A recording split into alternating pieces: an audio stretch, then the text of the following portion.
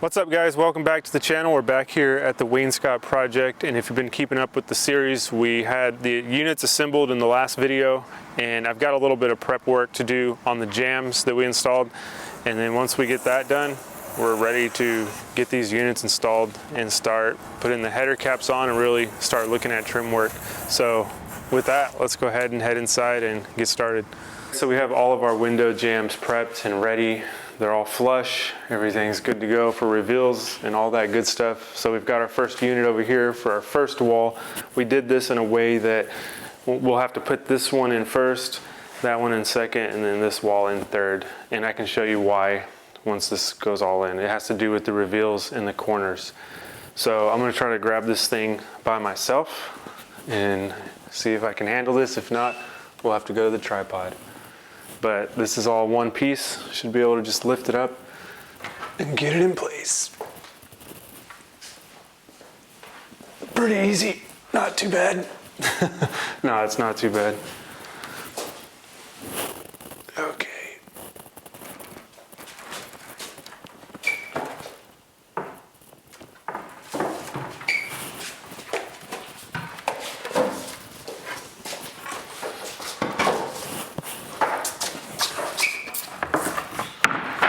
Okay, so this thing is ready to be installed. We're gonna shoot this with 15 gauge nails, and usually we go around with the stud finder and mark everything. There's really no need in this case. Everywhere one of our stiles are, there is a stud framing out these windows. So we can hit all this up. It's all one piece, it'll all lock and grab to the wall. This will be a solid install. So I'm gonna make sure all my reveals are good. I can kind of tug on this thing a little bit and get it. You can see there's some flex there. I will have to do that to make sure I'm lined up and properly on those window reveals. So that's essentially it, guys. The hard part's over. Let's install this thing.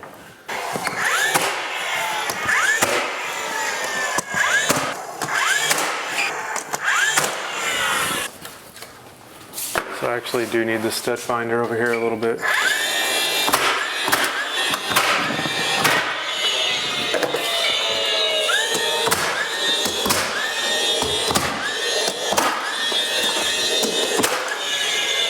Done. We've got 2 more to do, and then we can start sanding all these joints down, just making sure they're as flush as possible, and then we can get to trimming this thing out.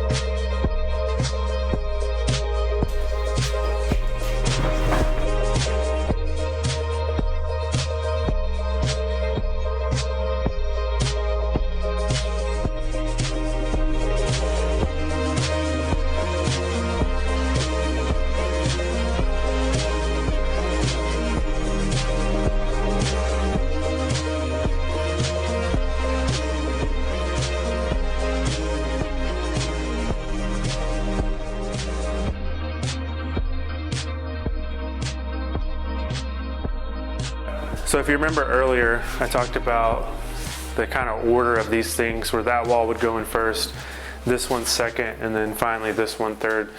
And I mentioned the reveal. This is what I was talking about.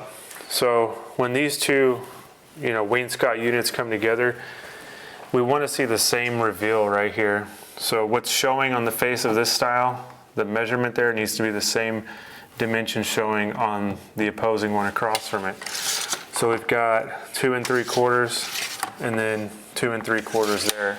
And that's really simple to figure out because we have a 3.5 inch piece going in that's going to be covered by 3/4 of an inch piece right here. So 3.5 minus 3/4 gives us that 2 3/4. And then I just simply rip this piece down to 2 3/4. So when you look at this, it just looks like they're both the same because that's what's revealing. So that's good to go. We've got all of our walls installed now, and as you can see, we have all of our headers in place. So John made these headers the other day, and one thing about these that's really important, we like to pre-assemble these. They're real easy to make. but we like to nail them from the top. There's a couple reasons we like to nail these from the top in our pre-assembly. One is because you have the nail holes on top and not on the face of it, so it just provides a cleaner look without those nail holes. Number two is a lot of times you don't have the clearance to actually get a nail gun up in here, so why not just pre-assemble it before you take it to its location. You could shoot through the face as long as you have a long enough nail to go through this. This is 1 3/4 inches. If I was to shoot this, I would shoot right here where I have a clear location. I can just, get my nail gun nose right there. Shoot through this, so you gotta go through 1 3/4 inches, then 1/2 inch drywall. Why not just pre-assemble them like this? It's super easy.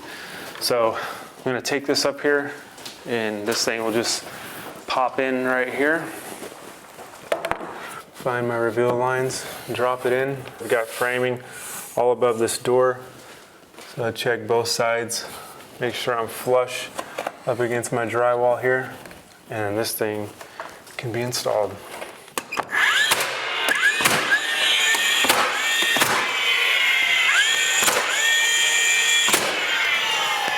One down, 7 to go.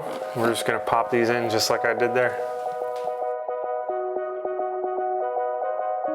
So there we have it. We have all of our headers in, and we are good to go with those. At this point, we're gonna go ahead and separate. John's going to do some surf prepping, sanding to all these pocket hole joints. They don't need much at all.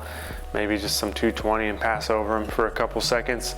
It's a lot easier to do it at this point rather than when you have the trim on, then you have to sand all around that. It's just pointless and frustrating. So now is the perfect time to sand stiles and rails before any trim is on. And speaking of trim, that's what I'm gonna be doing. This is our wainscot cap profile from Windsor 1. I mentioned this in the first video. It's just a nice clean profile. Has a 3/4 inch notch out back here, so it can cap right on top of our top rail. So it's a true 3/4 top rail, true 3/4 notch. Now here's the deal. Each time this thing hits, come take a look at this. When this hits right here, you can see I have this big, ugly, this bad transition right here where it's a hard stop. See, this is not attractive. And what you could do is you could back cut this thing at 22.5 degrees and soften that. But we don't even want to do that. What we want to do, and I've already been playing around with this, is create this little piece here. So this is a 45-degree return with a 3/4 inch notch out to go around our casing. So we'll have a really subtle, slight return going over all of our casings on our top rail. So this right here, you'll have one here and one here. And the way I'll figure this out, I'll just take my pencil, mark right there, then I can take the same sample, flip it upside down here, and then mark there. So I know from that line to that line, those are my outermost points for my miters. They're the toe of my miters. But just looking at that detail right there, I mean, this is gonna add that just custom feel, that layer of craftsmanship to an install like this. I'm not a fan of those hard stops, when they just come like that. It's just, I don't know. It's not gonna work, especially on a big chunky molding like this.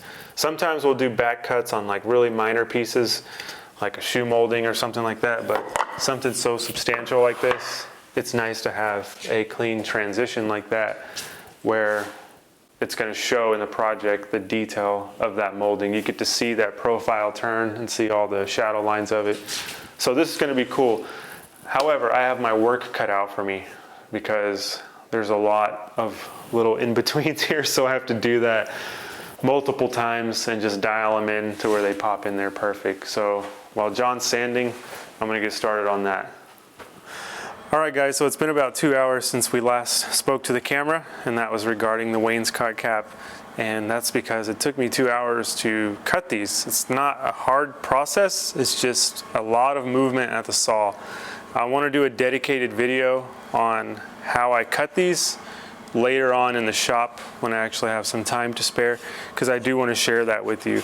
But I've got my pieces cut. You can see this is a return. They're all going to be basically return to returns. There's no straight cuts except against the cabinet. So that's my only straight cut. And you can see I've got my pieces here. There's actually more inside, but these are my last ones on my cut list here. And one thing I'll point out, about this whole process is this line right here. That's kind of the key to making this cut.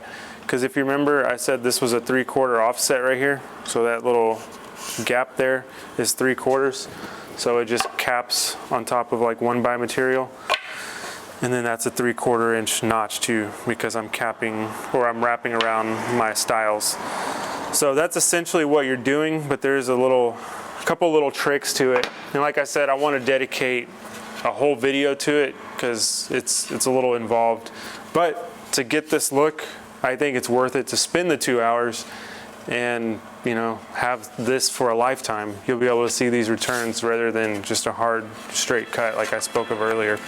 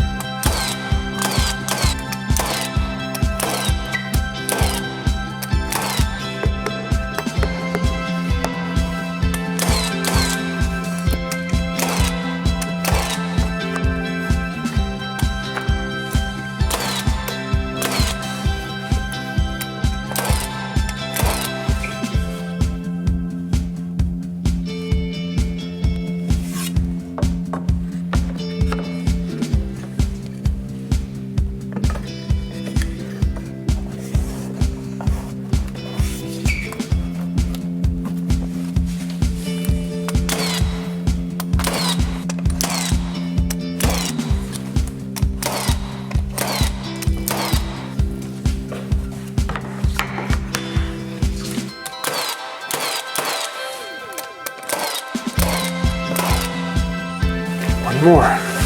This one had a little notch for the scribe molding there. This one will just slide right in.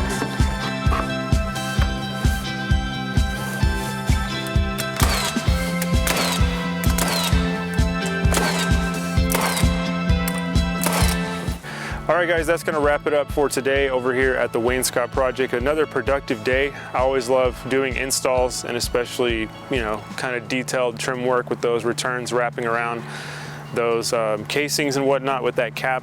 So yeah, like I said, another productive day, and I hope you enjoyed it as much as I did. I really find this stuff therapeutic. You just throw some headphones on, listen to some music, listen to some talks, and just get after it working with your hands.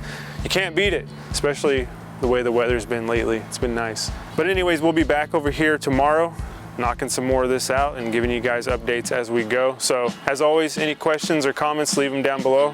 Always willing to learn, and catch you guys on the next one. Take care.